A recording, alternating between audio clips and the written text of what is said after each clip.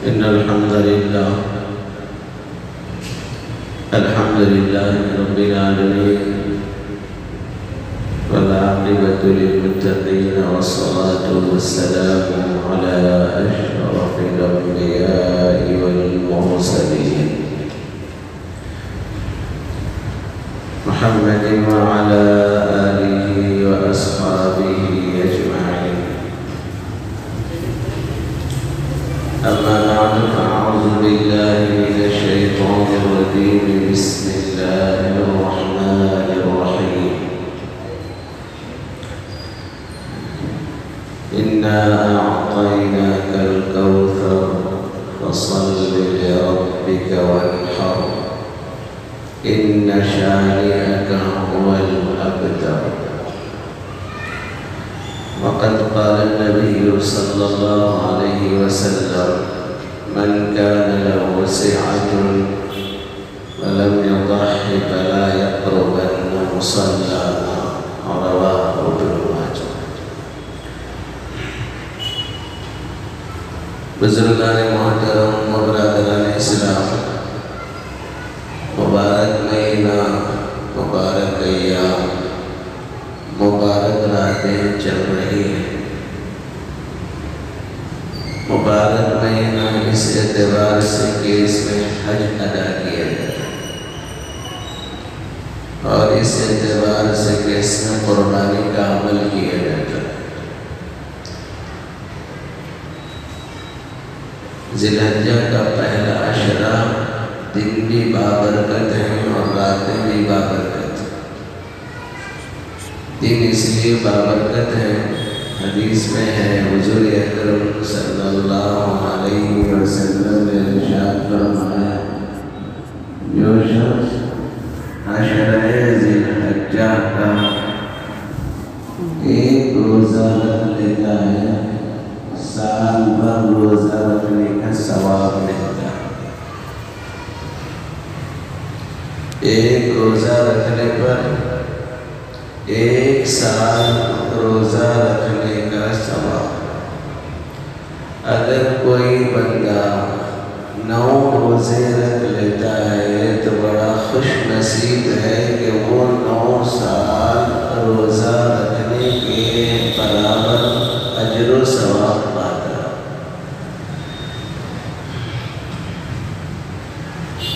کم از کم اتنا تو ضرور کر لینا چاہیے کہ پیر اور منگل روزہ رکھ لیں۔ پیر کے دن اس لیے کہ حضور صلی اللہ علیہ وسلم ہر پیر اور جمعرات کو روزہ رکھتے ہیں، تو پھر اس کے ساتھ آپ کو ایک سنت کا ثواب بھی، ایک سال روزہ رکھنے کا ثواب۔ منگل کو آپ روزہ رکھیں گے، عرفہ کا دن ہے، تو اس کی 2 فضیلتیں ہیں۔ ایک فضیلت تو یہ ہے کہ ایک سال روزہ رکھنے کا ثواب بھی ملے گا، ایک ساتھ اگلے گناہ معاف ہوں گے اور پچھلے گناہ بھی معاف ہوں گے، 2 سال کی گناہوں کی معافی ہوگی۔ تو اتنا تو ضرور کر لیں گے انشاءاللہ، پیر اور منگل روزہ رکھ لیں، بڑا اجر ہے اس میں، بہت بڑا ثواب ہے۔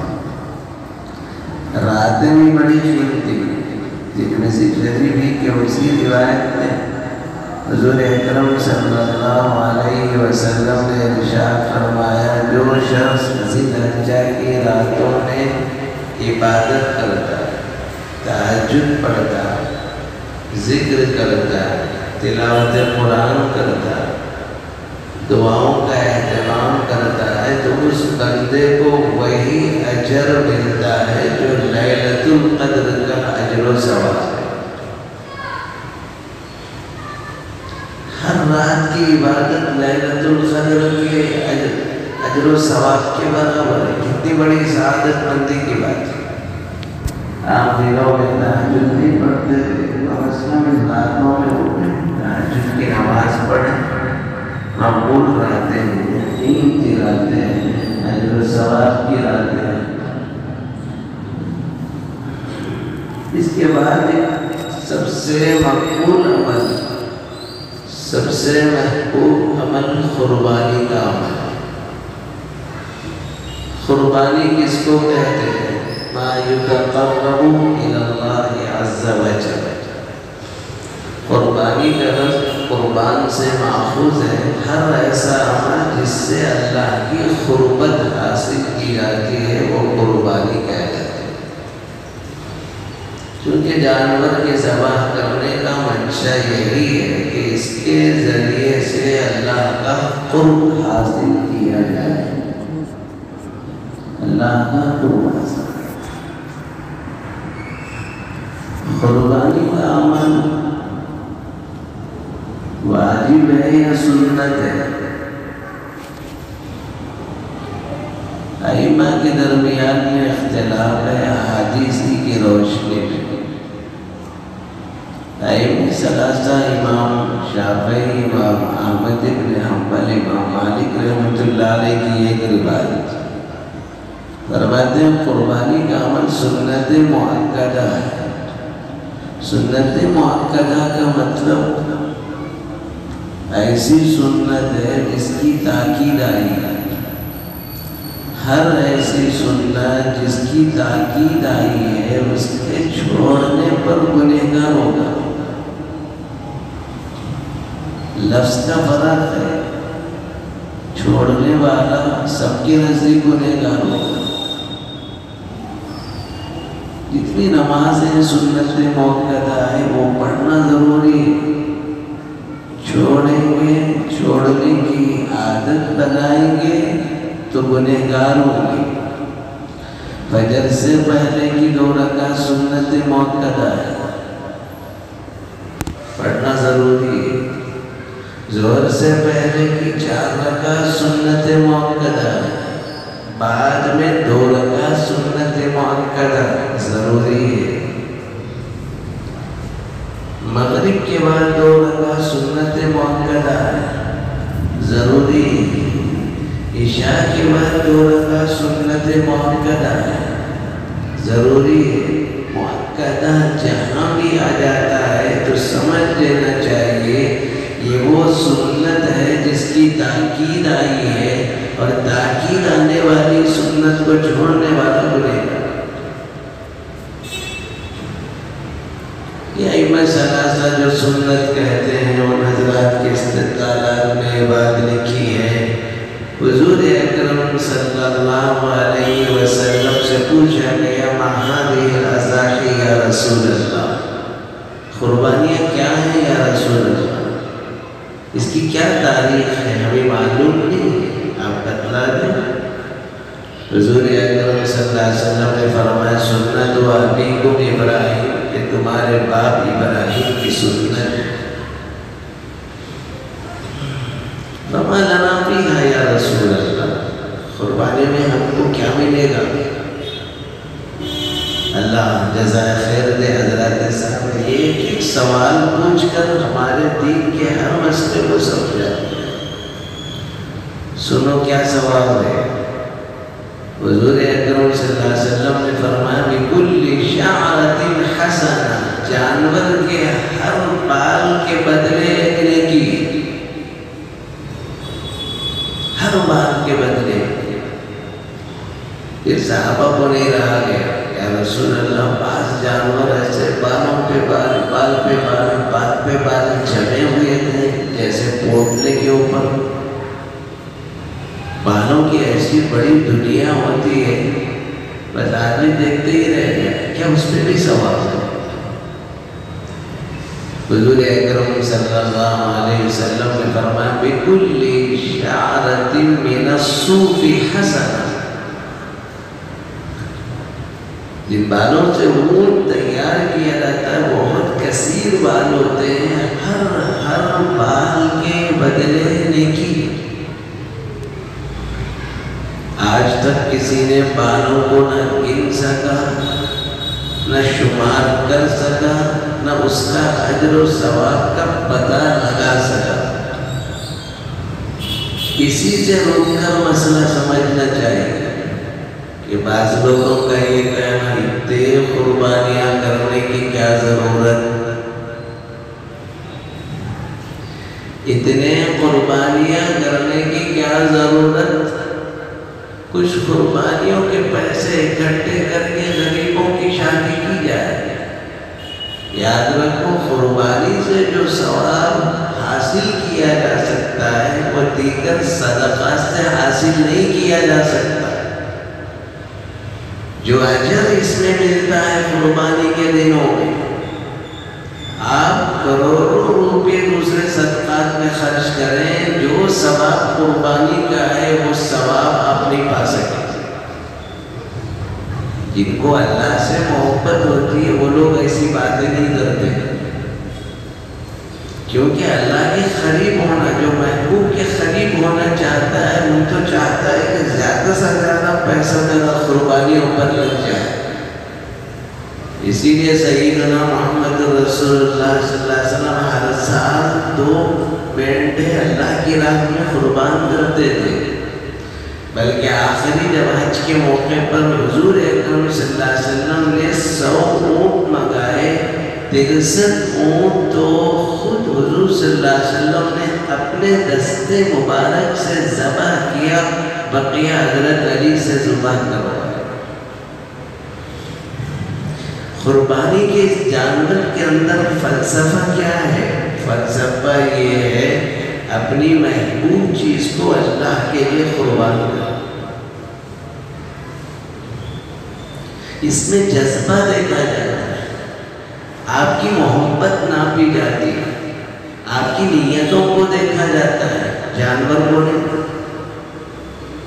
اسی لیے صاحب کہا گیا ہے ینال اللہ لحومها ولا دماؤها ولکن ینالہ التقوی منکم۔ ہرگز اللہ تک نہ جانور کا خون پہنچتا ہے، نہ گوشت پہنچتا ہے تو تمہارے دلوں کا تقوی پہنچتا ہے۔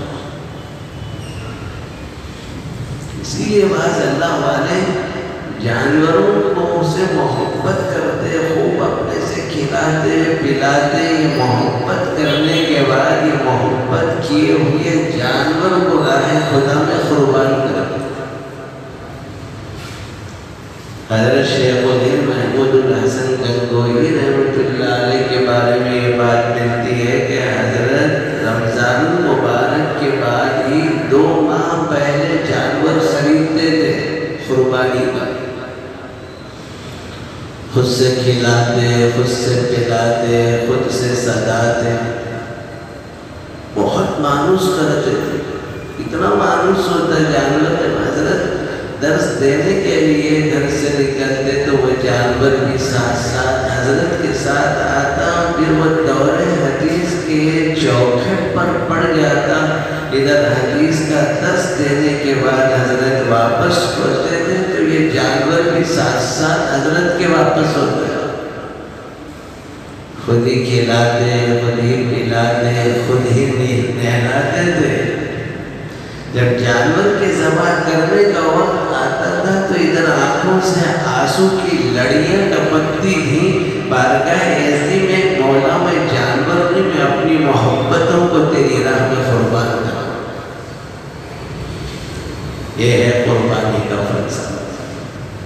جب یہ قربانی کا فلسفہ محبت کی علامت ہے تو وہ لوگ جو یہ باتیں کرتے ہیں قربانی کی کیا ضرورت، پیسے صدقہ کر دو، وہی لوگ باتیں کرتے ہیں جن کے دلوں میں عشق الہی کی آگ نہ بھڑکی۔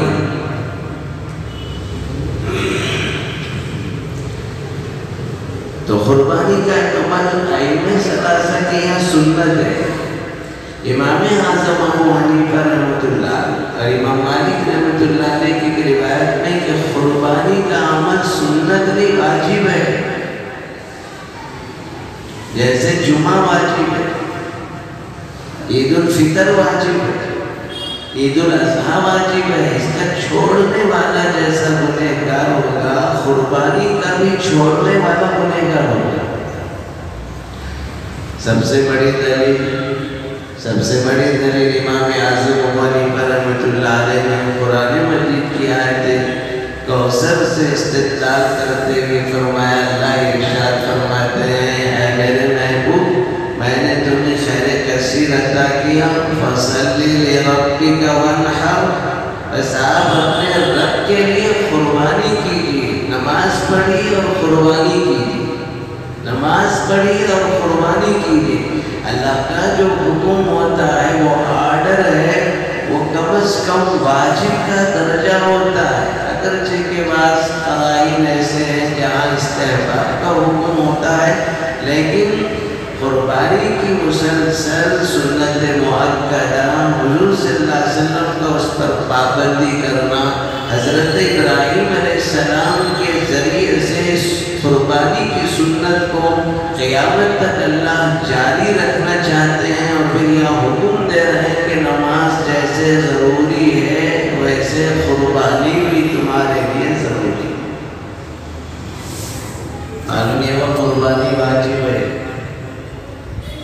دیکھیے جو چیز واجب ہے اس کے چھوڑنے پر ہی وعید ہے۔ اگر نفل چیز ہوتی کر لیا، ثواب ہے نہیں کر لیا، کوئی پکڑ نہیں۔ ہر ایسا عمل جس پر حضور نے پکڑ فرمائی ہو اور آپ علیہ السلام نے وعید سنائی ہو، وہ چیز واجب ہوتی ہے، نفل نہیں ہوتی۔ چنانچہ ابن ماجہ کی روایت ہے، حضور اکرم صلی اللہ علیہ وسلم نے ارشاد فرمایا، من کان لہ سعۃ فلم یضحی فلا یقربن مصلانا۔ آپ علیہ السلام نے فرمایا جس شخص میں قربانی کی استطاعت ہو اور وہ قربانی کرنے کا ارادہ نہیں رکھتا اور ہماری عیدگاہوں کے لیے پہنچتا ہے، تو آپ نے فرمایا کہ وہ ایسا شخص ہمارے عیدگاہوں کے قریب نہ بھٹکے۔ کیا مطلب؟ وہ کوئی مسلمان ہی نہیں ہو، ہمارے عیدگاہوں کے آنے کے قابل نہیں۔ جب اتنی سخت وعید ہے تو سوچنے کی بات ہے کہ قربانی کا عمل سنت یا نفل نہیں ہے بلکہ واجب ہے، واجب۔ اس لیے قربانی کا عمل واجب ہے، کرنا ضروری ہے۔ کس پر واجب ہے؟ ہر صاحب استطاعت پر واجب۔ اس میں سمجھنا اچھی طرح، ہر دور میں دو طرح کے لوگ ہیں، کچھ صاحب استطاعت لوگ ہیں، کچھ لوگ غیر استطاعت والے لوگ ہیں، اور شریعت نے صاحب استطاعت پر ہی حج کو واجب فرض کیا ہے، زکوٰۃ کو فرض کیا ہے، ایسے ہی قربانی کو بھی ضروری قرار دیا۔ جو صاحب استطاعت نہیں ہیں ان کے اوپر یہ حکم لاگو نہیں ہوتا، کیونکہ اس کا تعلق مال سے۔ جن جن لوگوں پر زکوٰۃ فرض ہے ان لوگوں پر قربانی واجب ہے۔ آپ جانتے ہیں زکوٰۃ کس پر فرض ہے؟ زکوٰۃ کس پر فرض ہے آپ جانتے ہیں؟ جو نصاب کا مالک ہے، 7.5 تولہ سونا، 52.5 تولہ چاندی، یا بینک میں اس کے 30,000 روپے کی رقم پڑی ہوئی ہے، سال گزر گیا ہے، تو 30,000 وہ رقم ہے جس کے ذریعے سے 52.5 تولہ چاندی آ جاتی ہے۔ جب 30,000 روپے کے ذریعے 52.5 تولہ چاندی آ جاتی ہے تو یہ شخص بھی صاحب نصاب ہے۔ قربانی میں زکوٰۃ میں تھوڑا فرق ہے۔ زکوٰۃ کے فرض ہونے کے لیے مال پر سال گزرنا شرط ہے، لیکن قربانی کے لیے قربانی کے زمانے میں بھی اگر 30,000 روپے یا اس سے زائد رقم ضروریات زندگی سے زائد ہے، اس پر بھی قربانی واجب ہے۔ اب آئیے، تو ایسے صاحب استطاعت جو لوگ ہیں اس زمانے میں زیادہ ہیں، غریب لوگ پھر بھی ہیں، ان کی بھی اچھی خاصی تعداد ہے، پر یہ بھی سمجھ رکھو حضور اکرم صلی اللہ علیہ وسلم کے زمانے میں فقیر اور غریب صحابہ زیادہ تھے، مالدار صحابہ کم تھے، مالدار صحابہ کم تھے۔ یہاں آج کل ایک مسئلہ بہت وائرل ہو رہا ہے، لوگ پریشان ہیں کہ پورے گھر کی طرف سے ایک بکرا کافی ہے۔ پوچھ رہے لوگ سوال کر رہے ہیں، آپ نے فون کیا صاحب پورے گھر کی طرف سے ایک بکرا ہو سکتا ہے کیا؟ مطلب پورے محلے کی طرف سے ایک بکرا دے تو بھی ہو جانا چاہیے، آگے بڑھ کے پورے شہر کی طرف سے بکرا دے تو ہو جانا چاہیے۔ نہیں مجھ صاحب حدیثوں میں ہے، کہتے ہے سمجھنے میں غلطی ہے، سمجھے نہیں سمجھے؟ قرآن خود بول رہا یضل بھی کثیرا ویہدی بھی کثیرا، قرآن سے بھٹک بھی سکتے ہیں، قرآن سے ہدایت پر آ سکتے ہیں، تو کیا حدیث کا درجہ تو قرآن کے بعد کا ہے، تو کیا اس سے بھٹک نہیں سکتے؟ بھٹک سکتے۔ غلطی کیا ہو رہی ہے؟ غلطی یہ ہو رہی ہے وہ صحابہ کی تعداد بہت سے غریبوں کی تھی، ان کے اوپر قربانی واجب نہیں تھی، تو سال بھر پیٹ کاٹ کاٹ کر ادھر ادھر سے کسی طرح بکرا حاصل کرتے تھے۔ یہ قربانی ان پر واجب ہے یا نفل ہے؟ میرے بولو آپ لوگوں کو مسئلہ معلوم ہو گیا؟ نفل ہے۔ جب نفل ہے تو گھر کے پوری طرف سے ایک بکرا قربانی کر دے، سب کی طرف سے کر دے، سمجھنے آگے گا؟ کسی پر قربانی واجب نہیں، لیکن کوئی کسی طرح پیسے ادھر ادھر سے اکٹھے کر کے کہیں خرچ لے کر بھی قربانی کر دیتا ہے، تو پھر گھر کے دوسرے افراد کو بھی اس میں شامل کرتا ہے کہ تاکہ وہ بھی ثواب میں شریک ہو، منع نہیں ہے۔ یہی حصہ ہے وہ صحابہ کا جہاں پورے گھر سے بکرا دیتے تھے۔ لیکن جن لوگوں کو قربانی واجب ہے، گھر کے اندر 4 عورتیں ہیں، ہر ایک زکوٰۃ نکالتے ہیں ہر سال، اگر وہ پورے گھر میں وہ 4 عورتیں بھی ہیں، قربانی ان کی طرف سے دیے بغیر ایک بکرا پورے گھر سے آپ ادا کریں گے، قربانی نہیں ہوگی۔ بات سمجھ میں آ گئی؟ تو جو صحابہ قربانی کرتے تھے، اور صحابہ میں جتنا شوق جذبہ تھا ہم میں نہیں ہے۔ ہمارا حال تو یہ ہے کہ بچنے کی کوششیں کرتے نہیں، مول صاحب تھوڑا قرضہ ہے، کیا قربانی کے واسطے بھی قرضہ لینا کیا؟ یہ سب محبت نہ ہونے کی باتیں ہیں۔ اور یاد رکھو جو مقروض ہیں قربانی کے لیے قرضہ لو، اس کی اتنی برکت ہے کہ اللہ سال بھر غنا گشادگی کے دروازے کھول دے۔ ابھی میں سن رہا تھا مولانا زرولی، مفتی زرولی خان صاحب نور اللہ مرقدہ کا بیان، حضرت فرمانے لگے ہمارے گھر میں قربانی نہیں دیتے تھے، غربت بھی تھی، میں نے کوشش کی کہ کسی طرح جانور کے اندر حصہ لینا چاہیے، تو حضرت نے فرمایا اس زمانے میں 8 روپے بتا رہے تھے یا 80 روپے بتا رہے تھے، ایک حصہ اتنا پڑتا تھا۔ میں کوشش کر کے والد سے پوچھ کر کرنے کی فکر کیا، تو والد نے یہ کیا کر رہا ہے، ہمارے پاس اتنا ہے گا، ہم لوگ تو غریب آدمی ہیں۔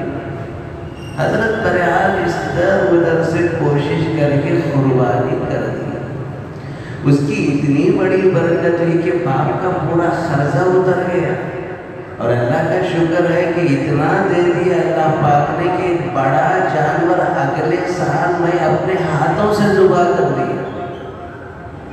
اس لیے بھائیوں ہیلے حوالوں سے قربانی کو چھوڑو مت، قربانی اتنا بڑا صدقہ ہے کہ اس سے بلائیں، وبائیں، طاعون، کورونا جیسی بیماریوں سے بھی حفاظت ہو جائے۔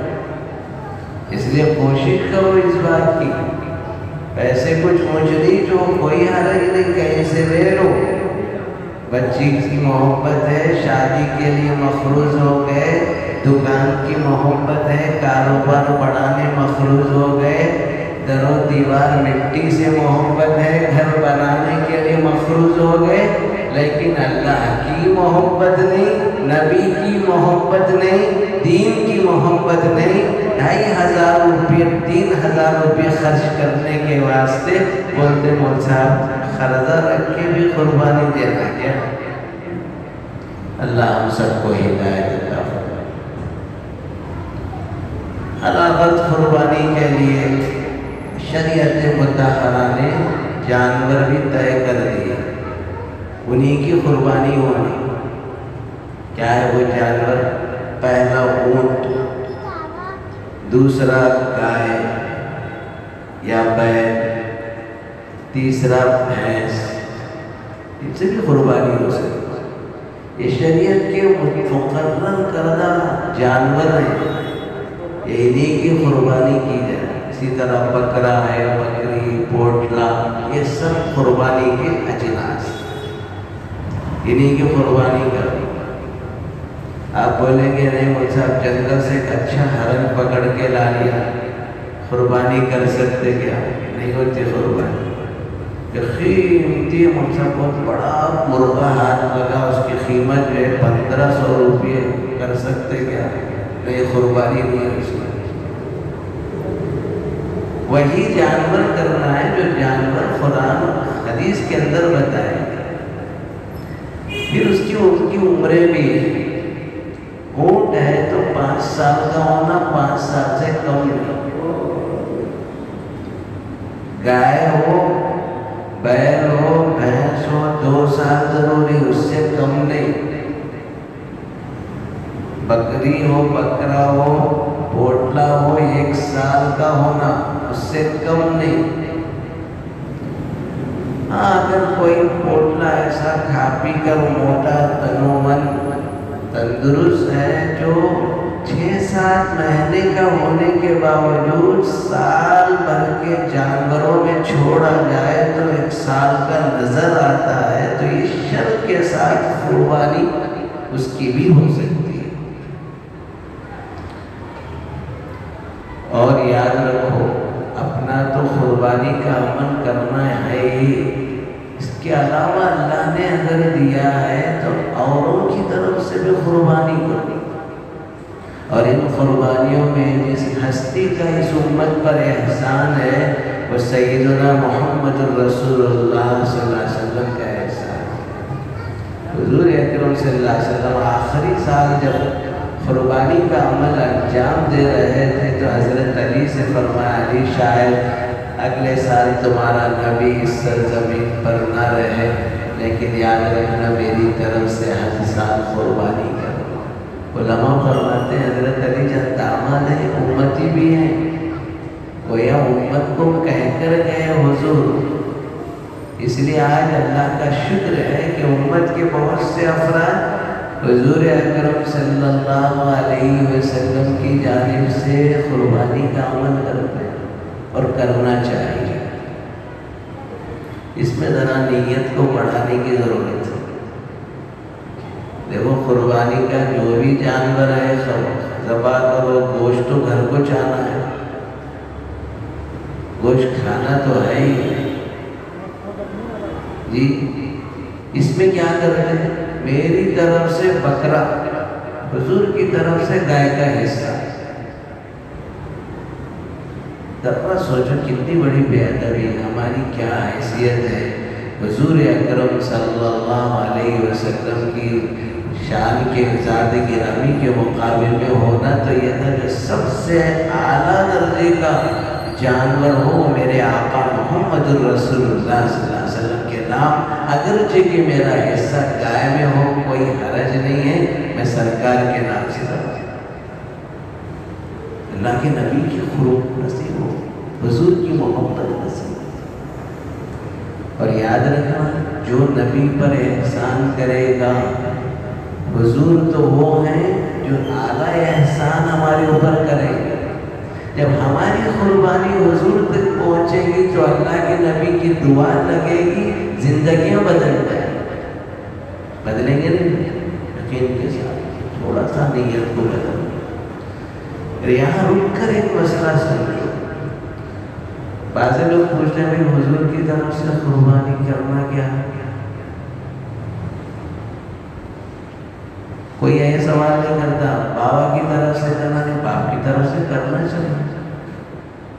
جیسے یہ باپ ہے ہمارے، وہ آپ تو ہمارے پوری امت کے روحانی باپ ہیں، ہماری قربانی کی ان کو ضرورت نہیں، پر ہم کو ان کی ضرورت ہے، کیونکہ قیامت میں کون آنے والے ہیں؟ جب سارے نبی کہیں گے یا ربی نفسی نفسی یا ربی نفسی نفسی، وہی ایک ذات ہوگی جو بارگاہ کیستی میں اپنا مسئلہ نہیں رکھے گی، کہے گی یا ربی امتی امتی یا ربی امتی امتی یا ربی امتی امتی۔ ایسے محسن نبی کو امت نے آج بلا دیا۔ تو قربانی کا عمل حضور کی طرف سے۔ بعض کے رشتہ میں ہے کہ مرحوم کا گوشت نہیں کھانا کرتے، مول صاحب بالکل کھا سکتے آپ۔ کون سے مرحوم کا گوشت نہیں کھانا وہ الگ مسئلہ ہے، وہ مسئلہ کون سا ہے جس کا گوشت نہیں کھانا ہے وہ بھی سن لو۔ ایک شخص قربانی کا بکرا لے کر آئے کہ ذبح کرنا ہے، لیکن کسی وجہ سے عید سے پہلے اس کا انتخاب ہو گیا، مگر اس کا لایا ہوا بکرا موجود ہے، اس کو ذبح کر کے پورا صدقہ کرنا ضروری ہے، اس کو نہیں کھا سکتے، پورا بکرا کیا کرنا؟ صدقہ کرنا۔ لیکن ہم جو مرحوم کی طرف سے رسول اللہ صلی اللہ علیہ وسلم کی طرف سے کریں یا ماں باپ کی طرف سے کریں، اس کے 3 حصے کر کے خود اس کا گوشت کھا سکتے ہیں۔ فرق کیا ہے؟ فرق یہ ہے کہ اس میں پیسہ ہمارا لگا، اس جانور میں پیسہ مرحوم کا لگا، اس میں پیسہ کس کا لگا؟ ہمارا لگا، اس جانور میں پیسہ مرحوم کا۔ یہ مرحوم کے لیے خاص ہوا تھا کہ ان کی طرف سے بکرا کرنا ہے، بس سمجھ میں آ گئی۔ وہ مسئلہ جا کے ادھر ملاتے، ادھر کا مسئلہ جا کے ادھر ملا دیتے۔ قربانی کا جانور عیوب سے پاک صاف ہو، اللہ کی ذات بے عیب ہے، اللہ کی ذات نقائص سے پاک ہے۔ جب ان کی بارگاہ قربانی دینے والا جانور ہو تو وہ بھی کیا ہونا چاہیے؟ عیب سے پاک رہنا چاہیے، نقائص سے پاک۔ بعض چیزیں نقص نہیں سمجھی جاتی، مثلا ایک صاحب مسئلہ بولے، مول صاحب میرے بکرا جو ہے خرید کے وہاں رکھ دیا تھا، 3-4 دن کے بعد جا کے دیکھا اس کے سینگا کاٹ کے پھینک دیا۔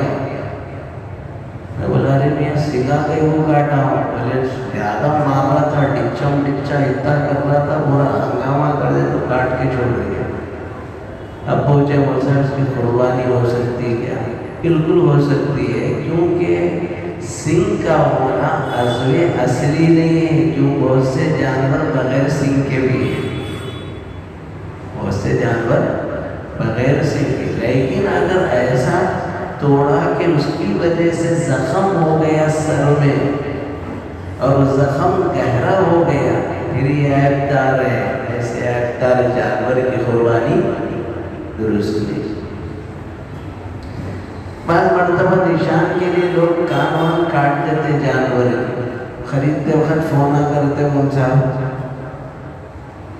کہ اس کا کان کٹا ہوا ہے، کان کٹا ہوا ہے، تو یاد رکھو کان تھوڑا کٹا ہوا ہے قربانی اس کی درست ہے، زیادہ کٹا ہوا ہے تو درست نہیں۔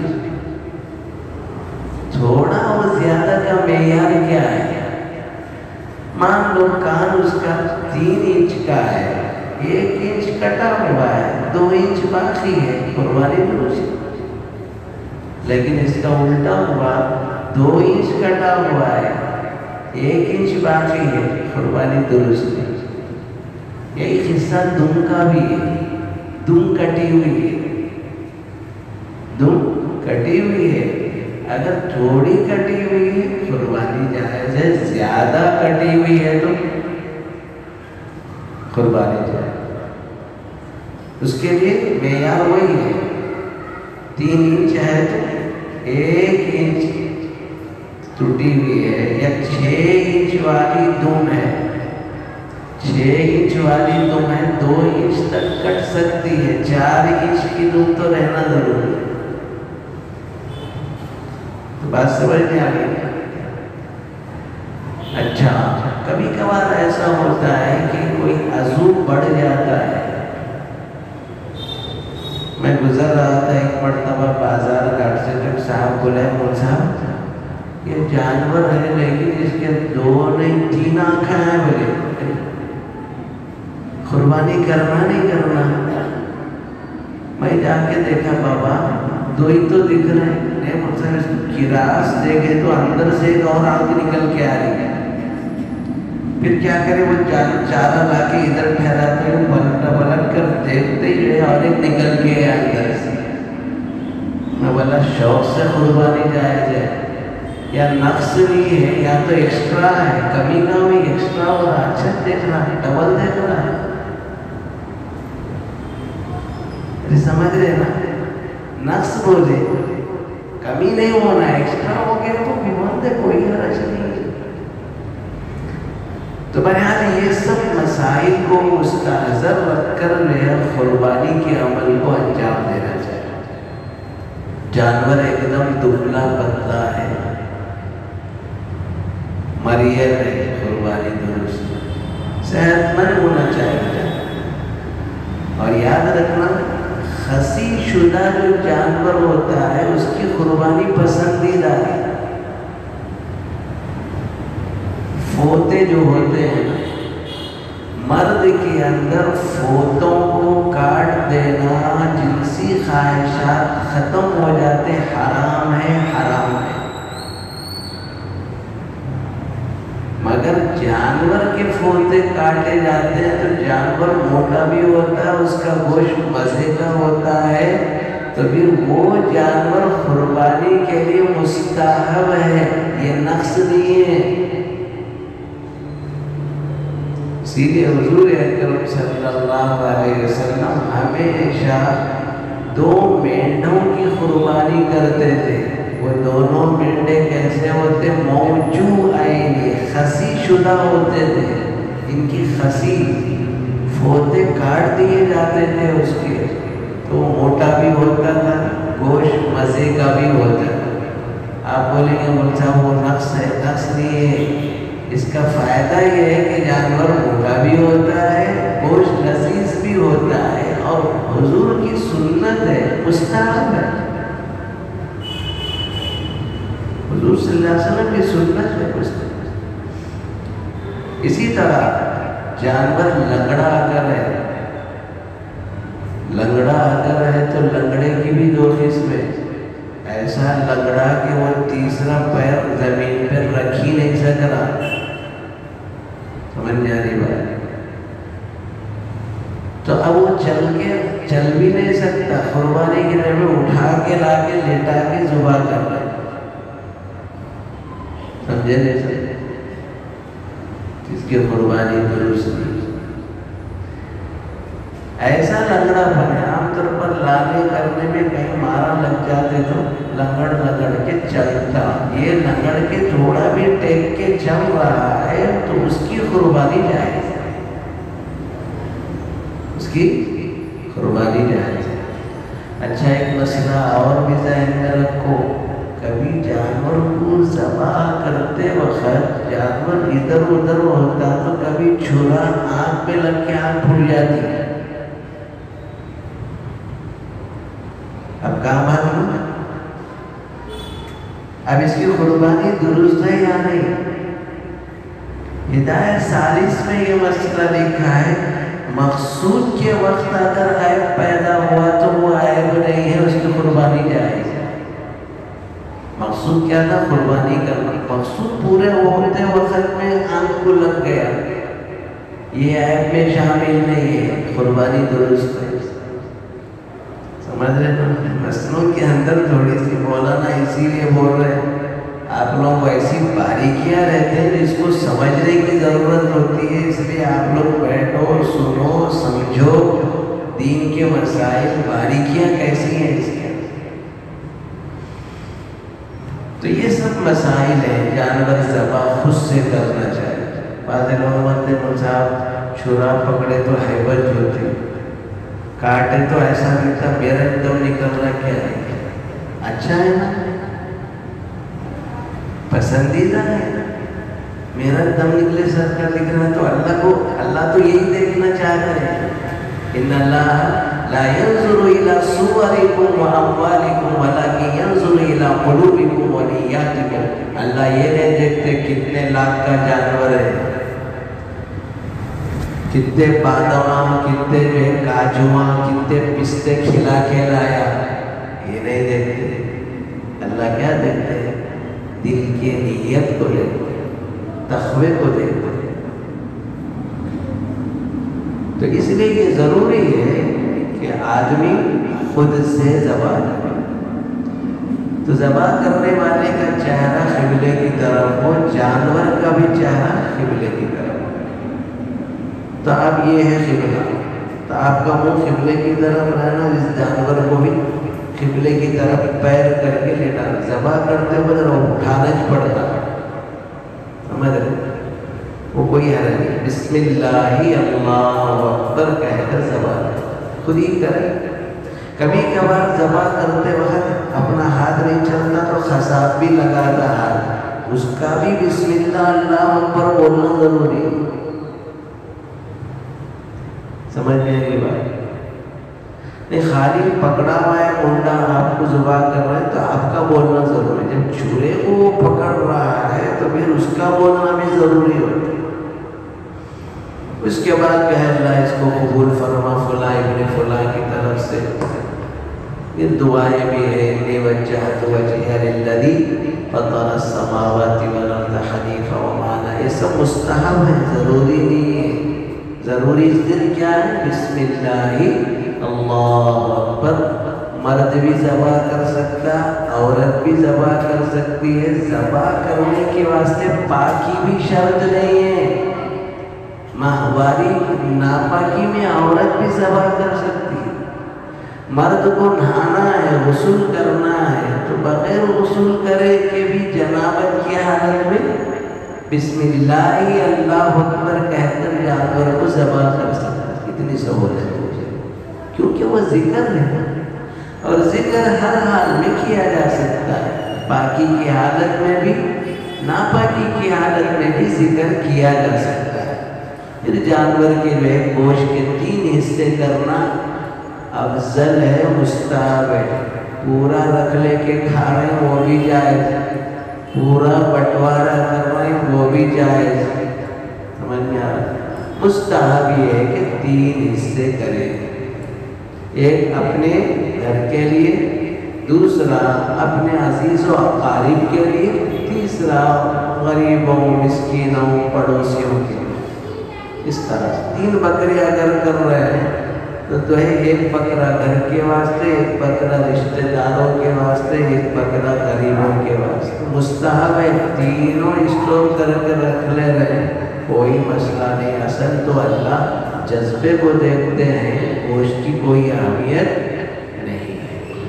یہ سب مسائل ہیں، اس کو مستحضر رکھ کر آدمی کو قربانی کے عمل کو انجام دینا چاہیے۔ جہاں تک ہو سکے ذرا بکرا 1-2 دن پہلے لا کے ذرا کھلاؤ پلاؤ، اچھی طرح اس کو نہلاؤ۔ ذبح کرتے وقت اللہ کو محبت کے ساتھ جو چیز قربان کی جاتی ہے، اللہ وہی محبت، وہی جذبہ دیکھتے ہیں۔